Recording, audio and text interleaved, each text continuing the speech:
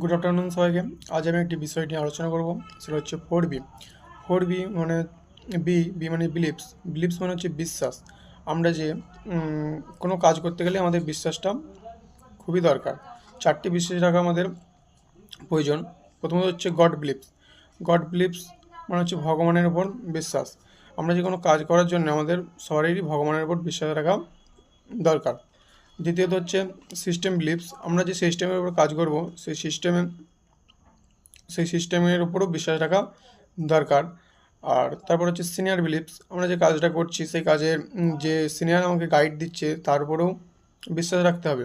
আর self believes মানে নিজের মধ্যে বিশ্বাস রাখা।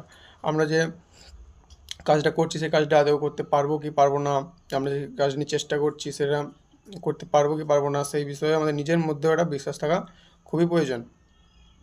এই 4টে বিশ্বাস, প্রথম হচ্ছে গড বিলিভস, সেকেন্ড হচ্ছে সিস্টেম বিলিভস, থার্ড হচ্ছে সিনিয়র বিলিভস, ফোর্থ হচ্ছে সেফ বিলিভস।